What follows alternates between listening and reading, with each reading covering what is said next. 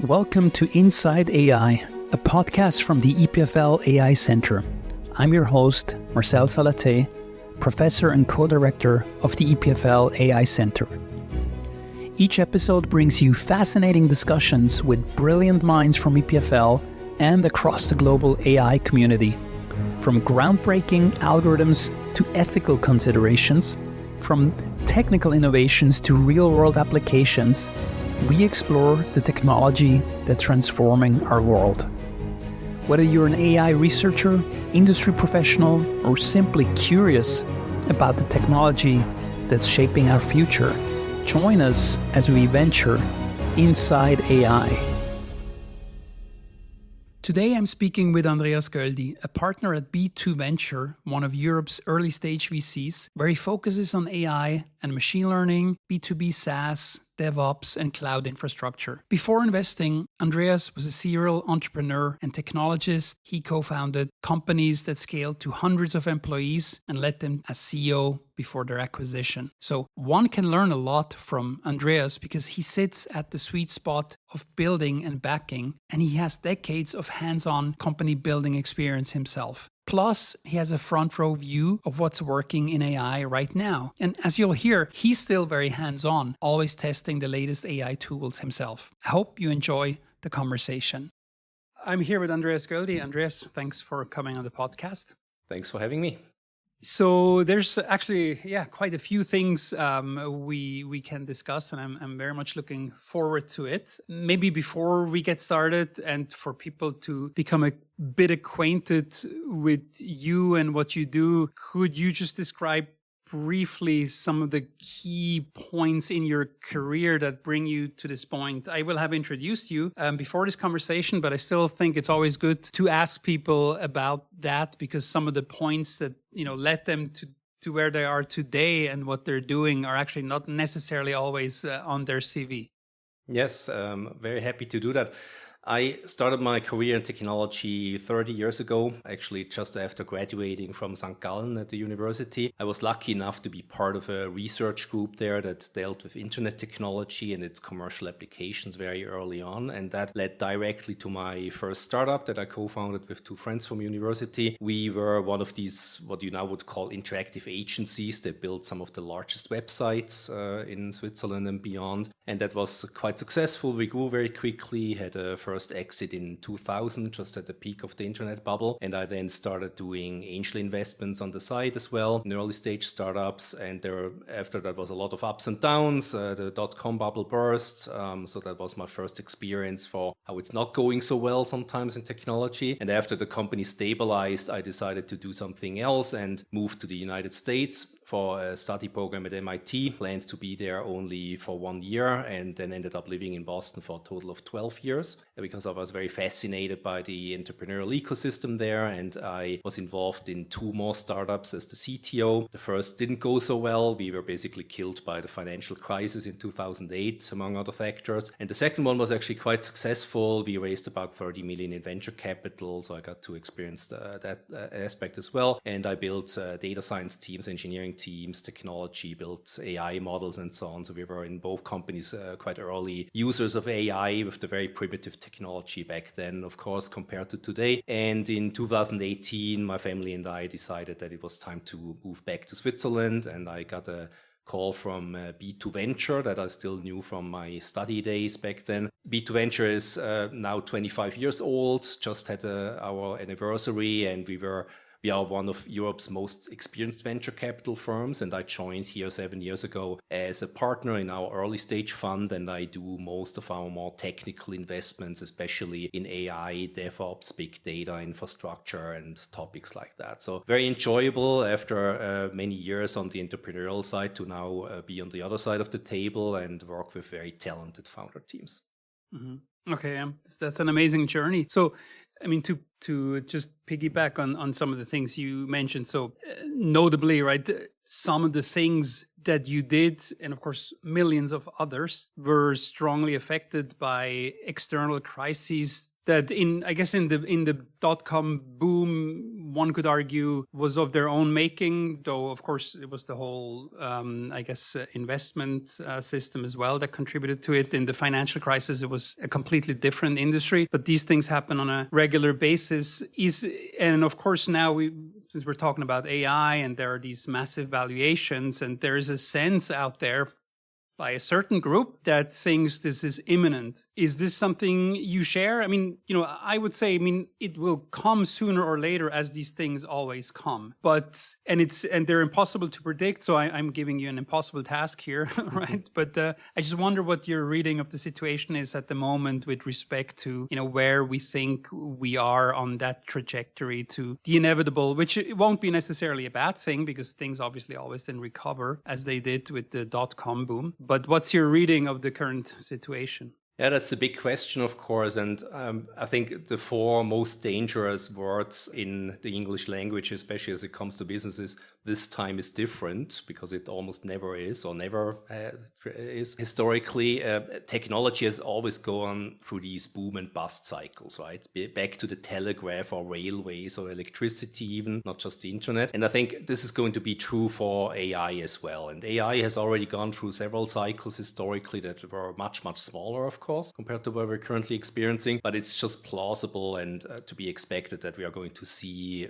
some sort of downturn here as well. It's almost physically impossible not to have that. Where do we stand in this cycle? I often fall a little bit too much on the side of pessimism historically. I already had that question 2 years ago, and obviously everything went up to the right very steeply since then still. But now I think it feels to me, and not just me, also when I talk to a lot of insiders, that now we have reached a level where stuff occasionally really stops making sense, really starts becoming ridiculous. As an example, when you hear about these pay packages that Meta and others are now offering to top researchers in the AI field, hundreds of millions of dollars in some cases over several years, like sports stars, right? That's really questionable, I think, and is a sign that the market is really overheated. We obviously are seeing all the capital expenditures that the big technology companies, the hyperscalers and beyond, are making, that also don't really make a lot of sense when you compare it to the revenues that we are making with AI nowadays as an entire industry. Of course, it's very impressive to see how quickly a lot of AI companies have grown, and a big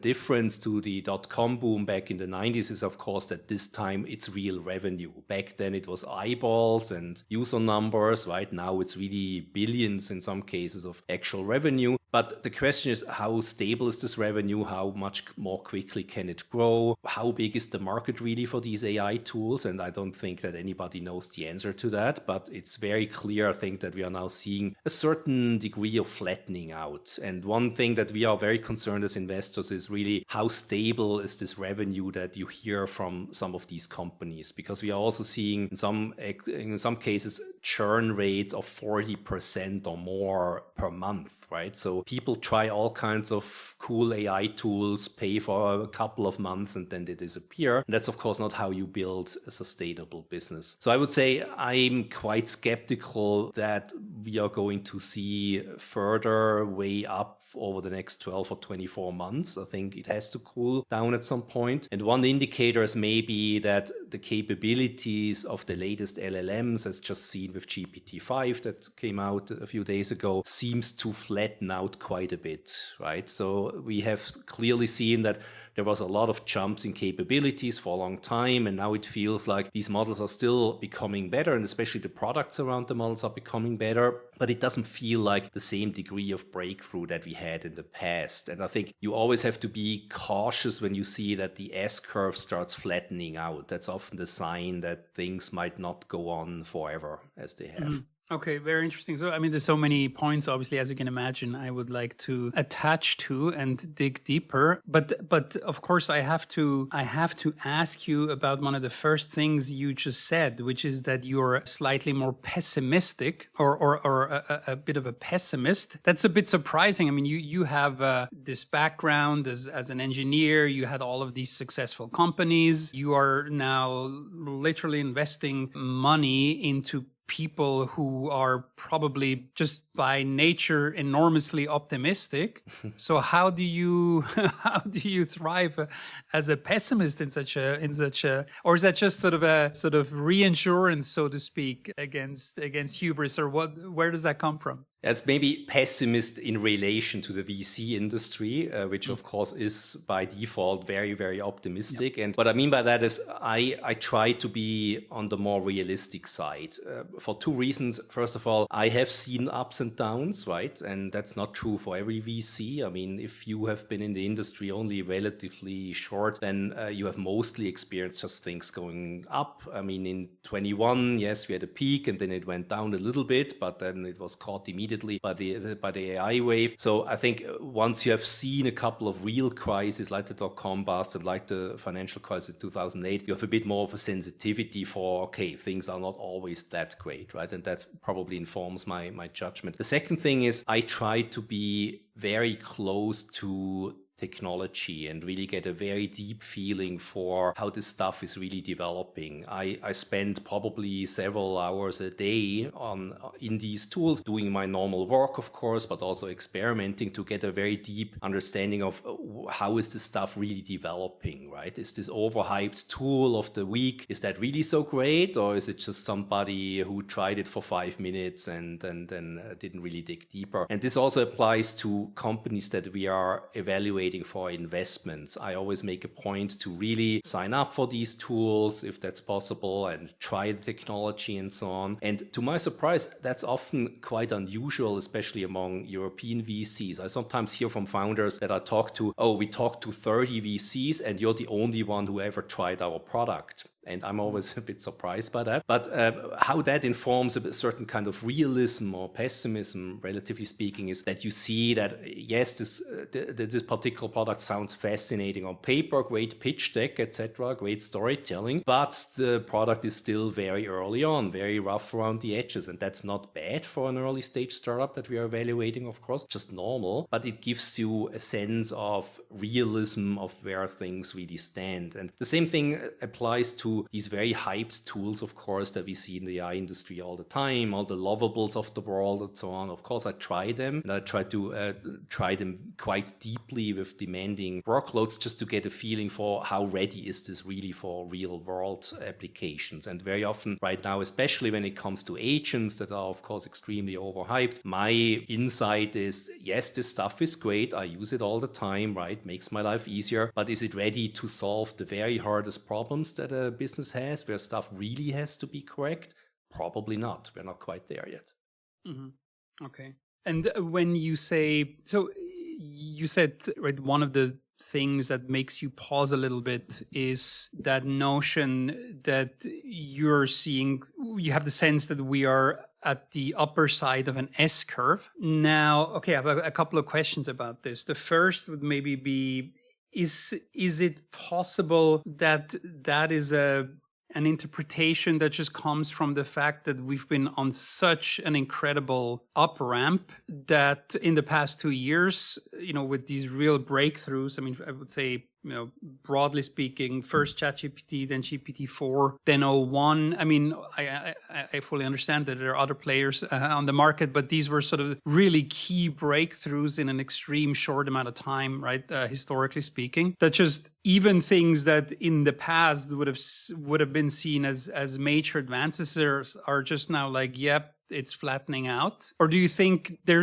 are really just fundamental limits that we are about to hit? It's very hard to predict where the limits are going to be. And historically, AI has always gone through these S-curves, right? So for instance, in 2011, there was a major breakthrough in computer vision. Before that, it was largely unusable, and then suddenly there was a huge jump, and now we have computer vision that is nearly perfect for most domains at least. And I think we have seen very similar things now with several overlapping S-curves in LLMs. The jump from GPT-2, which was barely usable, to GPT-4 was absolutely gigantic, right, in just a few years. And then it seemed to flatten out for a while. Then we suddenly had reasoning models, and O1 preview came out a little bit more than a year ago, almost, and obviously was a major step forward, but it feels like that wave is already flattening out a little bit as well. And now we have, I think, several innovative new architectures that people are talking about, mostly all kinds of reinforcement learning, right, in different ways that sound extremely promising, but have not really hit the mainstream products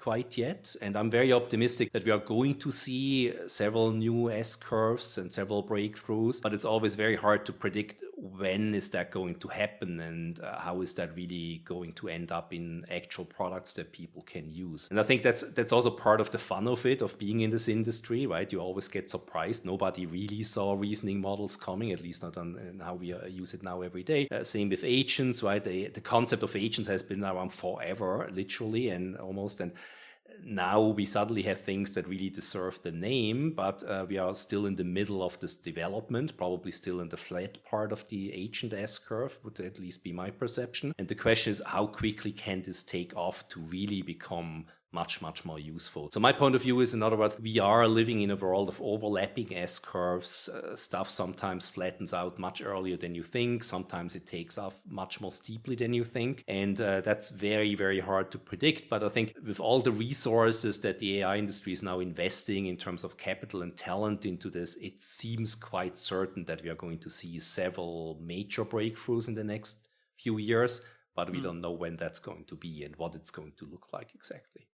Okay, so that's maybe a good way to think about this. If I try to imagine this as an image, the question is not where are you on the S-curve, because basically it's just a series of S-curves, and the question is basically what are the intervals between one S-curve sort of connecting the previous one that has been flattening out, it seems. Okay.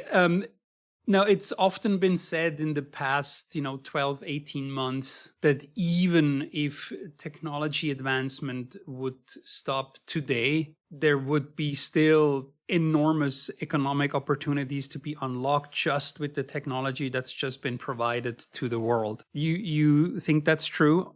I think that's true. I don't think that's going to happen, obviously. I think development will continue quite quickly, hopefully even. But I think if you just take a state-of-the-art LLM nowadays and look at what new problems you can solve in coding, in science, in business, and so on, it's really quite substantial. And when I look at how my daily workflow has changed just in the last 6 months since O3 Pro came out, for instance, which I use frequently, or capabilities in Text Cortex, which is one of our portfolio companies that makes agents with several models underneath. It's really very, very substantial, right? It's completely different in many ways. For instance, how I prepare an initial call with a startup. Back in the day, half a year ago, you just read the pitch deck and tried to Google a few aspects maybe, and then hope that you sounded somewhat smart on the call. Now I basically throw it at the model and get a full review of the competitive situation, market analysis, great questions that I could ask, etc., just in a few minutes, right? And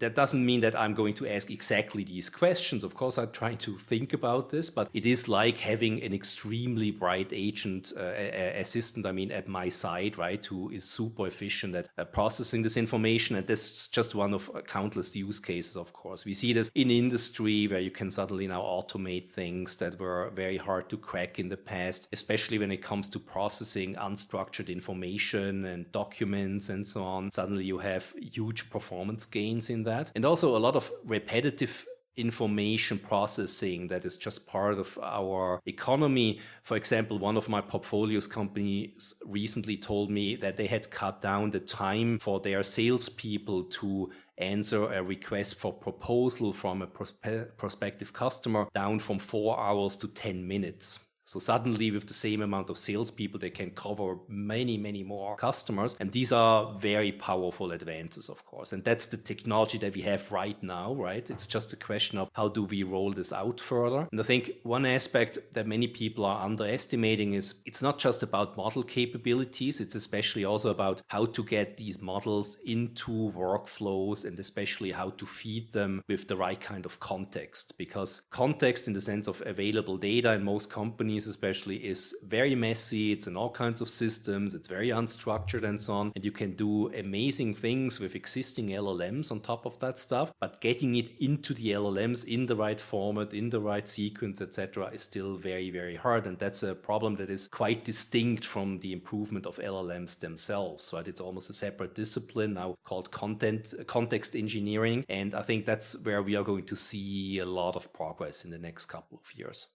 Mm-hmm. I mean, I'm reminded a bit of the situation with the internet, and probably, presumably, though, I guess we were both too young when sort of the PC came along in a business world, and there was this thing, and on the face of it, it was just incredible for certain things that it could do. But you would look at it and say, what can I do with this, right? How does it help my business? And of course, as it then turned out, it would, in many cases, completely eliminate your business. Mm-hmm. In other cases, it would really, bring your business to a completely new level. I think it's fair to say, right, that nothing remained untouched. And is it fair to assume that the same thing will happen with AI? And again, I mean, I know you say it's hard to predict, and of course you're absolutely right, but that doesn't mean we can't try. Like, I do wonder what the timelines are, and in particular, it seems like,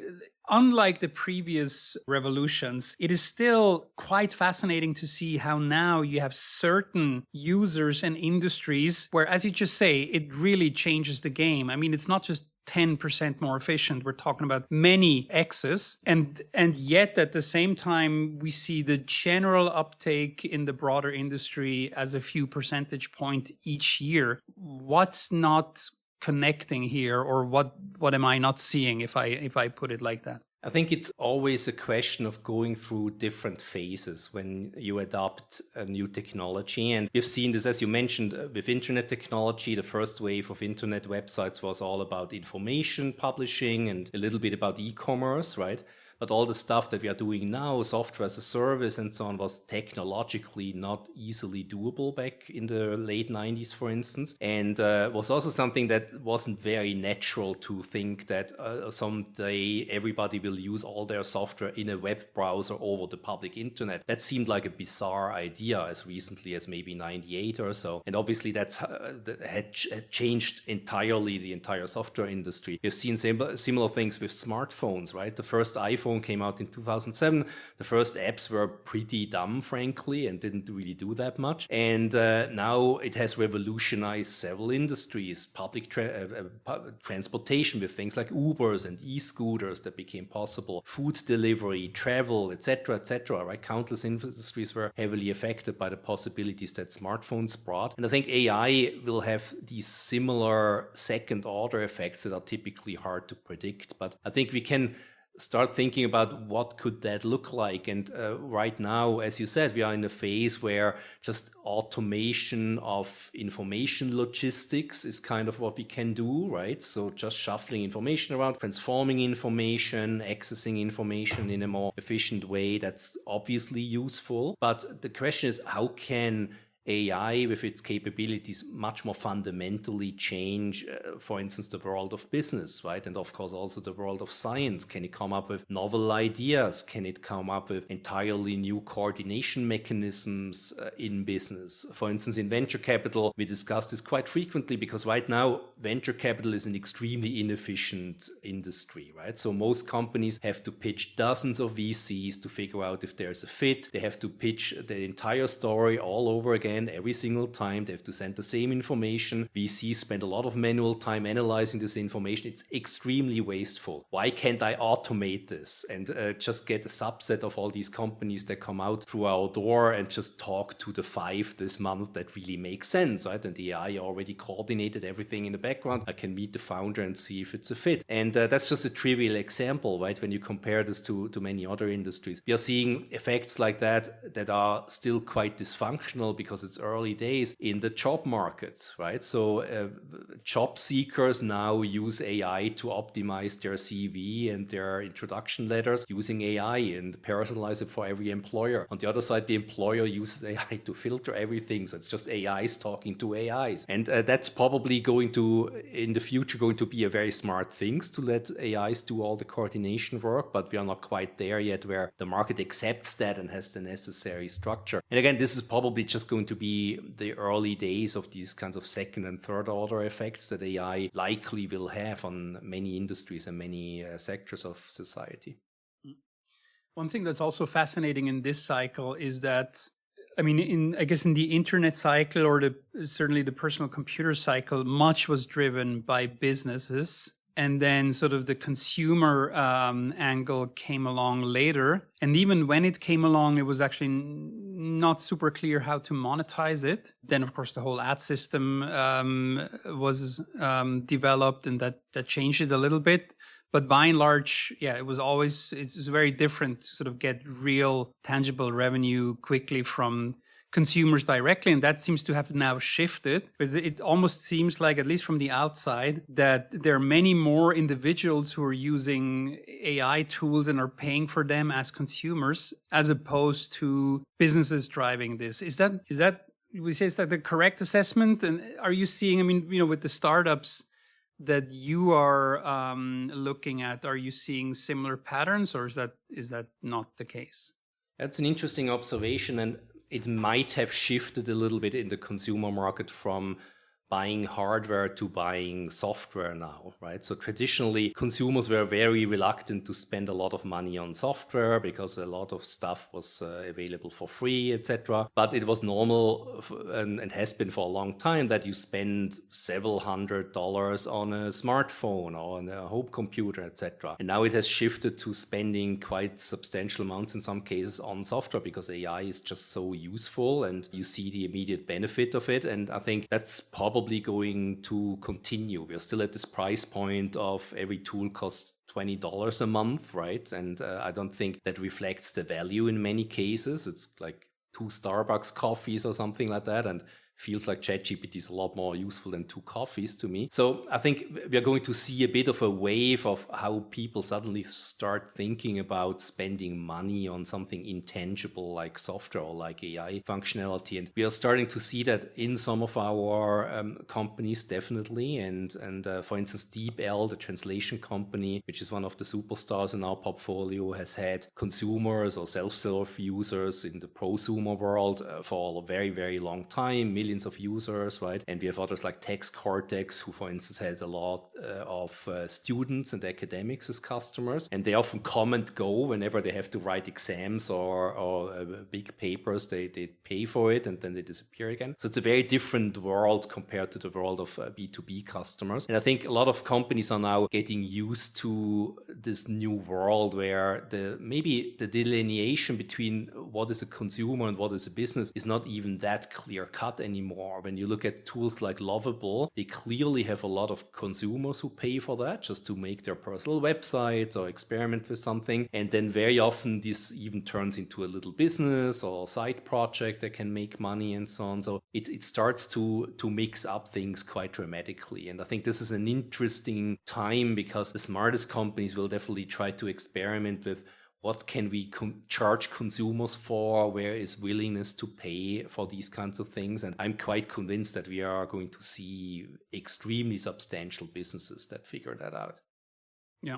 So that's super interesting. And 2 developments in that world also of startups that I learned recently, or also from talking to super interesting people on the podcast itself, is the concept of the solopreneur. So this idea that now you can supposedly build relatively large companies solo, because as you said, you have all of these smart assistants that do all the rest for you. Be curious to hear if you believe in that. This is something you actually see. And the second that was recently brought to me is that there are increasingly entrepreneurs that don't want slash have to go beyond the seed round because they are unlocking this revenue generation from consumers directly. They don't first have to build a service with 100 million users and then think about how do we monetize this, but users are paying right from the get-go, so they're cash flow positive fairly early on. Are these two observations that you see in your world as well, or what do you think about those? I think the solopreneur concept is still relatively new. There are some first indications of people who create SaaS tools or whatever you want to call them that make millions already. And it's just a guy and his laptop and an AI tool. And I think a good comparable to that, when you look at creative industries that got revolutionized by technology already a few years earlier, you probably can see some of the patterns that we might be seeing here as well. And what I specifically mean is, for instance, the world of video. So making videos has been a hobby of mine for many years. I did this already as a teenager. Used to be very painful with tape-based machines and all the expensive stuff, etc. Now anybody with an iPhone and free editing software can produce professionally looking videos. And this has, of course, led to an absolute explosion of video content on platforms like YouTube and TikTok and so on. And of course, most people do that as a hobby. They barely get any viewers and so on. But you also see some superstars like Mr. Beast and so on, who have more viewers now than most professional media corporations. And of course, you can see how these people develop just from a solo video maker to suddenly entire companies, right? And some are still making solo videos and reaching audiences of millions and also making millions of dollars every year just from the many ways they monetize this stuff. And I think in software, we might see very similar effects with that, right? It's still the super early days. I mean, this whole idea is less than a year old, really. But I think the mechanisms could be very similar in the sense that everybody now can hack together a nice little SaaS tool to some kind of solution for a focused problem. But it needs a lot of taste, knowledge, market understanding, a bit of luck and so on, a lot of perseverance, of course, to really stay with it, to really have a breakthrough as a solopreneur. And I think that's going to be a super interesting field to see if we see superstars emerge like what we have seen in the world of YouTube. Then the other aspect that you mentioned, companies that don't have to raise money to grow quickly, is something we are definitely seeing. We occasionally talk to startups who tell us, oh, we are 4 people, we already have several million of revenue, of recurring revenue. We've built everything with AI, so we're super efficient. We don't plan to hire anybody, and we're probably going to increase our revenue by a factor of 10 this year, right? And when we tell them, oh, please take our money, the response is why we are already profitable. And that's, of course, an interesting situation that is quite unusual for venture capital that we have to get used to. The question is, how far can that go, right? Because for each one of them, there are probably 5 competitors who are doing exactly the same thing, are exactly as efficient. And then the question is, at what point does capital become a differentiator again? When you sell to B2B customers, for instance, very likely you're going to need some salespeople at least. What we are currently also seeing as an interesting effect is what people now call forward deployed engineers. That's a term originally coined by Palantir, the US company. And it's basically a word for glorified consultant, right? I mean, you and I overlapped in the dot-com boom when the job was to get all this stuff into companies, right? The internet technology of the day that was very immature. And now you see the same thing happening with AI. Yes, you can find customers organically for a while just because they find you and sign up for your tool. But when you want to sell to a larger corporation who is very demanding, you probably have to employ people who take this to the customer and configure it and train people, etc., etc. So even OpenAI is now hiring forward deployed engineers. And that's not cheap, of course, because these tend to be very highly skilled people. So in other words, I think there's a limit to how far this bootstrapping really can go. But I think it's very promising that we are going to see a lot of startups that can just try out their market, find product market fit in a very lean way because they are so highly leveraged with AI. And then once capital really makes a lot of sense and really changes how quickly they can grow, then venture capital makes a ton of sense. Mm-hmm.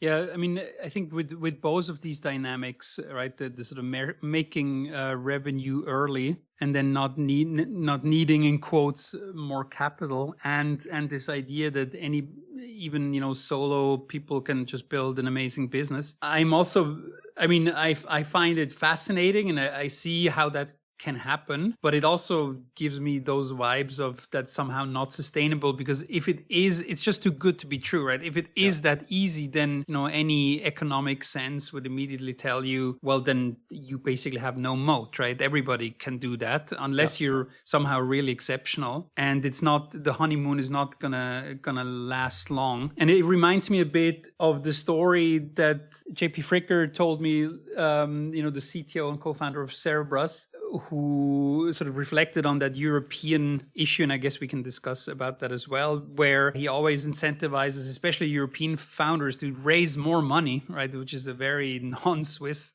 thing for him to say, so to speak, because the logic is always the same. Your competitor will raise more money, and sooner or later, unless they're complete idiots, which is unlikely, or at least you shouldn't assume that, they will use that capital to just outcompete you in one way or another. And then you're just dead, and it's something that that people don't seem to take to heart. Yeah, does that make sense to you? Yes, absolutely. I mean, in terms of how sustainable is this stuff, I think you're absolutely right that there are a lot of question marks around that. And going back to my earlier example about YouTube stars, they come and they go. There are a few names that are stable over several years, but there are many influencers that were absolute kings 10 years ago. Nobody can remember them anymore because they had teams and staffs and commercialization deals with big brands, and they are completely forgotten because somebody else came along who was cooler. And I think we might see the same thing in things like software products, right? The next tool is just a click away, and AI makes it super simple to migrate to something else. So you have to be very quick if you want to have a sustainable business. You have to constantly improve your product very aggressively, and you have to assume that everybody will copy you to some extent very quickly, and you just have to be a step ahead. And I think this changes how startups have to be managed. And I think that's where the fundraising aspect comes into play, right? So you basically have this idea that capital can be a weapon after some point of growth, and that means that you have to raise a lot of capital to have an advantage compared to your direct competitors. But the question is really, when is the right time to do that? Because you can also ruin a great early stage startup by adding too much capital too early, and that's something that we see, I think, quite a lot nowadays, especially in the AI industry. If you're, of course, like Cerebras in the infrastructure play, I mean, there's no choice, obviously, right? And even for, I think, software-oriented businesses at a certain point, you have to grow very, very aggressively to have a real advantage. But it's really an art and a science when and in what sequence and at what level you need to and want to raise capital to really improve your chances at success. There's no clear-cut answer to that. Yeah. And I mean, just to be clear, I mean, anyone listening who is in that stage and is just running off a seed round, I mean, I think it's a fantastic achievement, right? I'm definitely not, I think, go for it for as long as this is possible. Good. So maybe changing gears a bit here, we've talked a lot about business. Let's maybe talk about now more sort of the individual level. And people should know that you are very prolific on LinkedIn, and I highly recommend that they follow you because it's extremely high quality content that you post. And partially because, as you mentioned before, you really try to get your hands dirty, right? You don't just read about this stuff, but you just immediately go download the latest new software tools and you get going, right? And you dig deep and then you write about your experiences. So maybe there, when it comes to those using those tools, I mean, where would you say, have you recently experienced something where you thought this is absolutely amazing, but you don't see the bigger world realizing this yet? Has there been such a case recently, or was it mostly like, yeah, it's good, but nothing to go crazy about? I think the most recent example was when I used Claude Code, Anthropic's coding agent, on business problems that I had. And specifically, the case in point was I got a list from one of these many startup incubators, a list of 3 dozen startup companies that were in that program and so on. And my job is to look at these lists and then decide, okay, which one of these could be interesting. And that's very time consuming. You have to Google a lot and so on. Yes, you could theoretically delegate this to somebody, but that's also not that great. So I engineered Claude Code to take this list and automatically do background research on each of these companies, and then even phrase introductory email that I could use to reach out to these companies based on this research that was very personalized. So if I had done this manually, it would have probably cost me 3 hours at least, right? Maybe 4 hours. And with that, I got better quality in just 10 minutes. And the surprising thing about this was that this agent, other than what people experience in a chatbot like ChatGPT normally, didn't just, give me an immediate answer and then I had to ask another question, but I gave it a task that it executed faithfully for 20 minutes, right? Without stopping and doing a relatively complicated task that even, let's say, very qualified intern or so will probably struggle if they do it for the first time, and it did it flawlessly. And I think this is something that people will see more and more in the upcoming months, probably not even years, that AI can suddenly do these more complicated tasks for you. And of course, this is not perfect yet. I mean, I've also had agentic cases that I tried that completely failed or were very mediocre in their outcome. But this idea that the AI is not just a nice conversation partner and a replacement for Google, but really something that can do significant workloads for you is something that people might have conceptually heard about, but not experienced quite yet in most cases. And I think this was one example that was really a bit of an eye-opener, even though I, of course, knew theoretically that it would be possible, but then experiencing it for one of your daily tasks is quite another thing.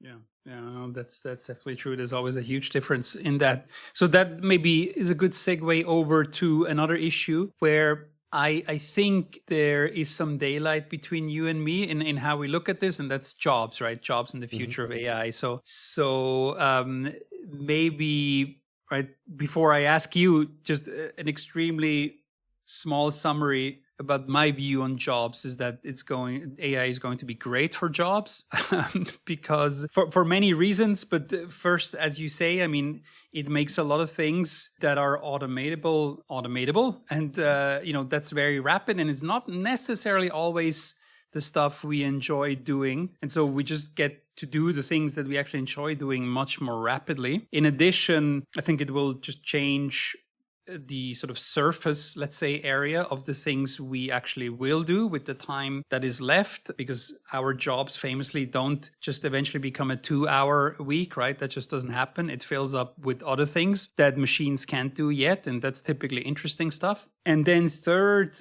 it just seems like there's this ever-expanding circle of human activity. I mean, if we automate one thing that we've been doing for a long time, it just means that there's tons of new opportunities, tons of new businesses. And so I would even predict, I mean, not with a lot of certainty, but that we will run out of people doing jobs before we run out of jobs in the future. Now, I think you have a slightly more, I don't want to say pessimistic, but I think you are a bit more concerned looking at the future of jobs. So, is that true? And what's your view on the future of work in the age of AI? I share your optimism in the long run. And one reason I'm saying that is recently I tried to think about all these people that I work with who are my friends and colleagues and so on. What jobs do they have, right? And which of these jobs existed 40 years ago? And the answer was almost none. I mean, there are front-end designers and software engineers, back-end of web applications, digital strategies, early-stage venture capitalists, and so on, right? None of that stuff existed back then. And of course, a lot of jobs that existed 40 years ago don't exist anymore. And I think we are going to see very similar technological transition now with AI. The question is just how bumpy is the road going to be to that point, right? If there's ever an end point. I think it's obviously a constant transition, but how bumpy are going to be the next few years? And where I'm particularly worried is really when it comes to entry-level jobs that people take, for instance, when they come freshly out of university. And we're already seeing some of these effects now when it comes to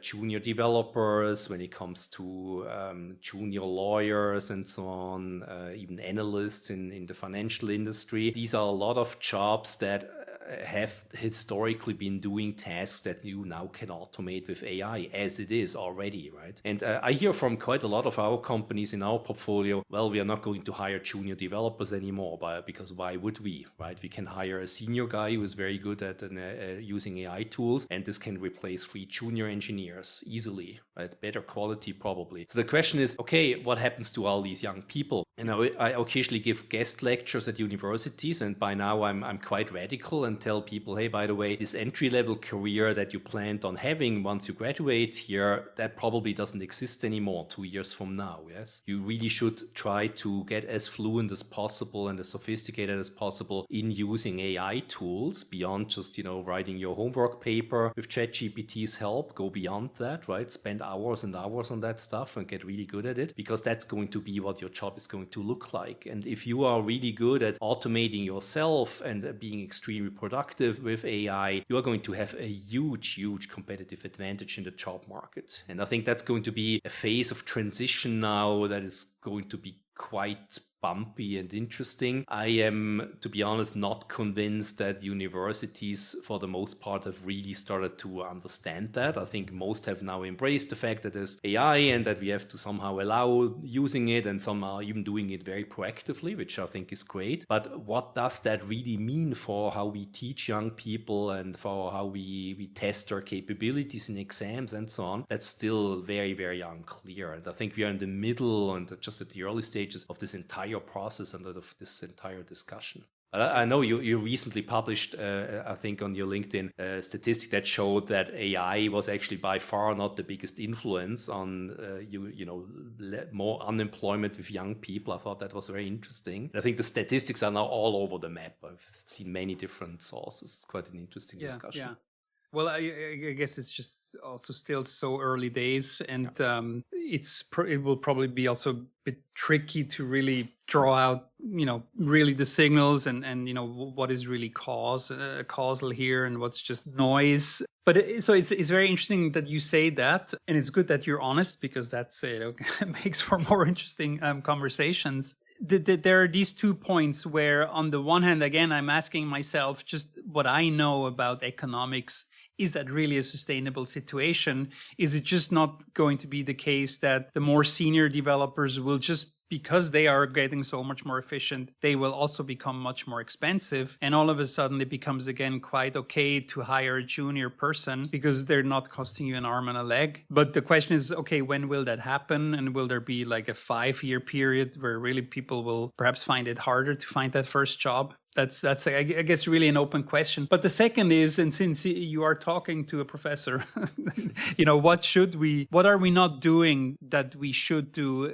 And I mean, as a systemic, of course, every school, right, is trying certain things, and some are perhaps a bit farther. But is there something that you think there seems to be? I know you don't like this time is different, but is there something that we really should, that the educational system really now urgently needs to adjust to?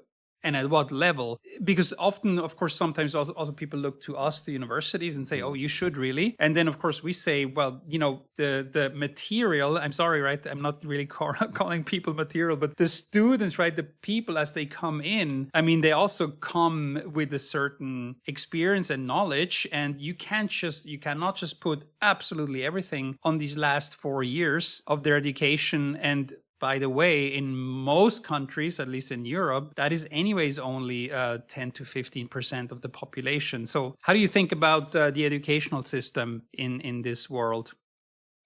I mean, even if I said that universities are not really prepared, I didn't mean that as negatively as maybe it sounded. I think I'm seeing a lot of good signs, right? And not just in the university system. My daughter is now in a third Sekundarschule, so that would be ninth grade, right, in Switzerland. And I'm quite surprised how proactively the schools actually embrace ChatGPT and similar tools. They not only allow it, they actually require it in many tasks already, and that's quite impressive. I think at the end of the day, it's going to be a learning process for everybody involved, right? And it was the same when the internet came out. I wrote back then at my university one of the first master's theses using web-based sources, and I asked them, how do I cite them? And they said, we have no idea. You're the first person who asks us that. And then later they figured it out, how to do this properly and so on, and how to integrate internet sources in education in the broader sense. And I think we are in the very early days now of figuring that out. And I think it's all about experimentation at the end of the day. And I think that's something I think that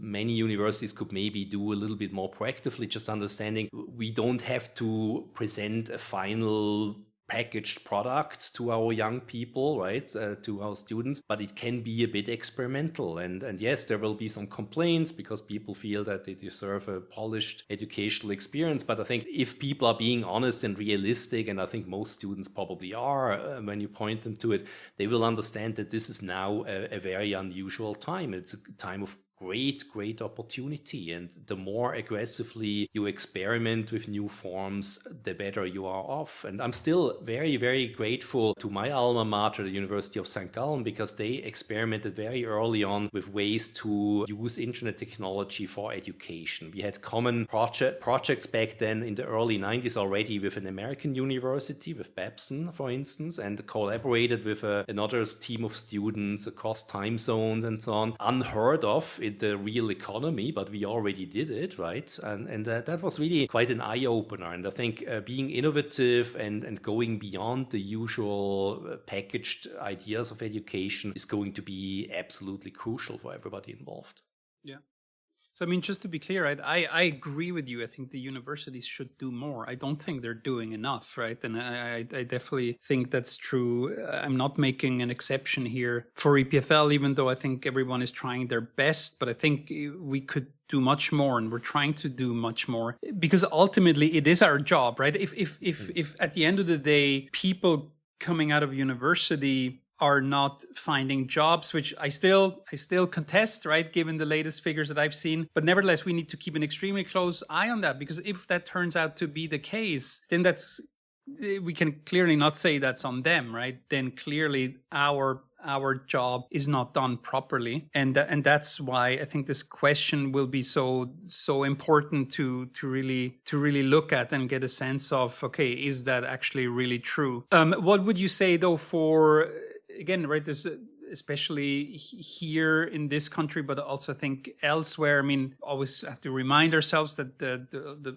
largest fraction of the population doesn't go to a university. What would one recommend to them beyond what you said, which is very much true, right? Just basically experiment. But this is something one could do systematic to really make sure people are making use of that quite rapidly, that technology.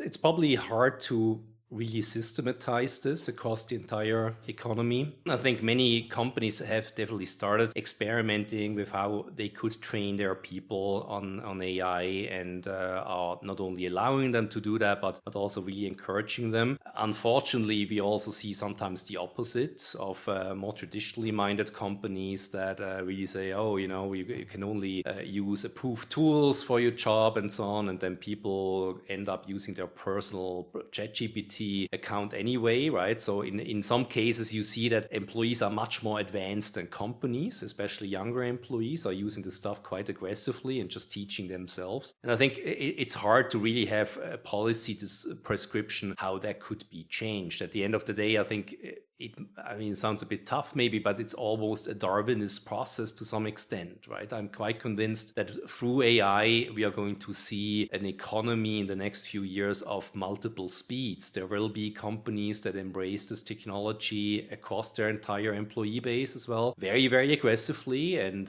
will increase productivity tremendously, and there will be others that are complete laggards and will just be left behind. And there are certain industries where that will not terribly matter. I don't know if your typical restaurant has to embrace AI aggressively, if that makes any difference, of course, right? But other industries are very obviously deeply affected by this stuff. And I think this will just be a very important ingredient for competitiveness, and especially how you teach and enable is probably the better word, how you enable your employees to use these tools to be much more effective and efficient. And that's probably going to be one of the most important factors for making a company successful. Yeah, I think one slightly political angle I would add to this is that I fully agree with your assessment, and then B would nevertheless argue, and so would probably you, but curious to hear your views, that therefore sort of trying to solve this on a systemic level is going to be extremely important geopolitically, right? This is one of the things I'm sure you, right, as a tech person have over many years and decades now, I'm sure you've always been frustrated with the gap between what you see happening in technology, in business, and then what happens, right, at a more sort of administrative level. And it seems to slowly dawn now on an increasing number of people that this is not just something that would be really good if you would somehow do, but you may just find yourself in a negotiation, in a geopolitical negotiation situation that you never expected to find yourself in, where you have very little power. Now, without referencing any current political situation, I think this has been true a year ago. It will be true in a year, where as a country, if you cannot ensure that your economy and your population, which ultimately runs the economy, is really at a very competitive level with technology, it's going to have very potentially serious negative effects, right, on anything starting from wealth and then all the downstream effects. So is that something that you think about a little bit, or you're just focusing on the business side of things? No, it is a crucial question, and we actually have several portfolio companies that also deal with AI safety, AI regulations. For instance, Latticeflow and Kelvin Risk, both of which are ETH spin-offs, and approach the topic from different perspectives. And I think it is crucial for governments to understand this problem and this tension and do the right things.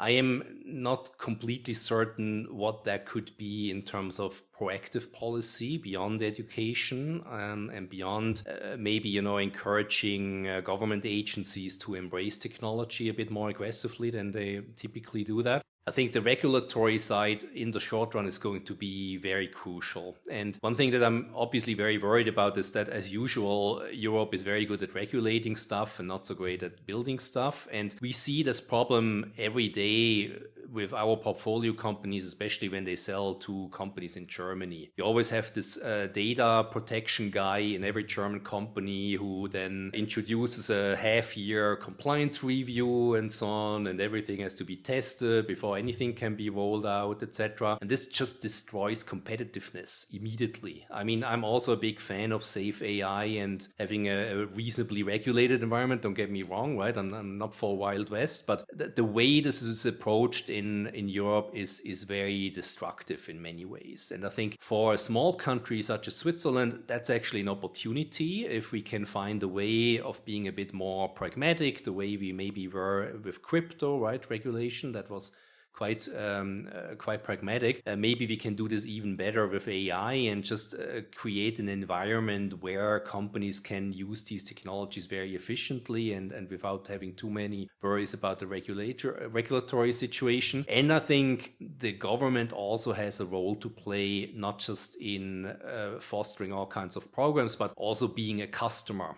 Because I spent a lot of time in the US, I often get the question, what does the American government do differently than the European European governments? Do they build more techno parks, more buildings and so on? And that's of course not it. The biggest difference in my opinion is that the US government is a huge customer of the technology industry, including startups. So the Pentagon alone spends 10 billion a year on AI related projects, right? And many of these dollars even go to startups. And winning a government contract as a startup in Europe is almost impossible, at least in my experience. And it gets better a little bit, but I think the government doing that alone would already have a major impact just to foster local innovation and move the needle and also give credibility to these companies, right? If it's good enough for the Swiss government to use this product, it's probably good enough for anybody. And I think that could be an important leverage point that is completely underutilized. Yeah. I was thinking because before you said, what the universities do and so on, I was reminded, right, of the fact that we're often asked, so what is your AI strategy, right, as a school? And I often have no answer because as far as I know, there is no document, right, that says there's an AI strategy, which I think is actually a strength, right?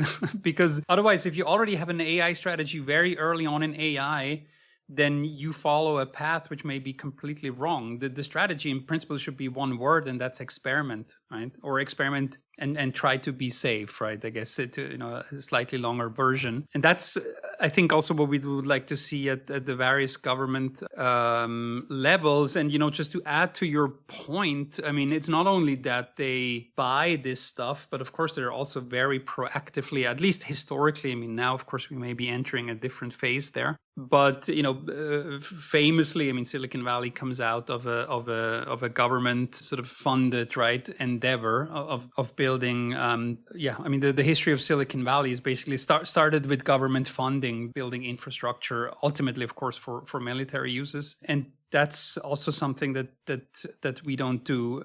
I mean, again, I don't want you to get too political on that, but it keeps being puzzling to me how any place can just look at the situation today and conclude the best thing at the moment is to sort of not invest in this technology or in the educational aspects. That puzzles me. I find that very surprising too. And I mean, just another data point, I always ask people, what do you think, how much of MIT's private university, of course, how much of MIT's research budget is from public sources? And the answer is over 2/3, right? That the government is by far the biggest sponsor of cutting edge research. And yes, we have many great programs in Europe as well, of course, right? I'm not dismissing that at all, but it is much more complicated in many ways and very policy driven and so on. And I think we are really at quite a bit of a disadvantage there. And I also share your concern that I'm not seeing all that much sense of urgency in political circles, with some exceptions. But for the most part, I think this still feels like something fairly exotic to many people in the political class. Yeah, and that's puzzling. I mean, it seemed like, the EU, even if, your own top, at least X people, right, like Draghi, tell you, hey, people, this is not working. You have to urgently do change things. If your startups, which you're supposedly want to be the number one place in the world for them, are urging you, right, to pause a regulation, and then basically nothing happens. I mean, there's now a GDPR sort of cycle where it should be changed a little bit. But from what I've seen, it's basically one paragraph that should be changed. It's really cosmetics. Every morning I wake up and I ask myself, has it landed? And, every evening I realize, no, it hasn't. And in some sense, right, it is what it is, I guess, right? At some point you start to accept it. But if you sort of look at the geopolitical dynamics, it just somehow really stops making sense why that isn't just the number 1, 2, and 3 priority. But yeah, fascinating times we are living in. Good. I know you're super busy, so I don't want to take too much of your own time. Maybe just one more question before we close. So now that you look a little bit outside, and again, I'm I'm hammering on the point of predictions, which you don't like to make, but still, if you would make a prediction about what sort of the really interesting areas will be in the coming 12, 24, 36 months for startups and for AI, where would you put your chips today? Where would you say this is an extremely interesting field? So, for example, right, when I interviewed a YC partner, I mean, he was just absolutely stunned just how much voice AI there currently is and how that's really starting to work. And I still feel like that has not yet arrived in people's really consciousness and sort of day-to-day perception of AI, but certainly what they're seeing, and they're usually early indicators, it's going to be absolutely massive. Are you seeing certain things, or are you thinking about certain things that you feel like, wow, this is going to be really extremely active?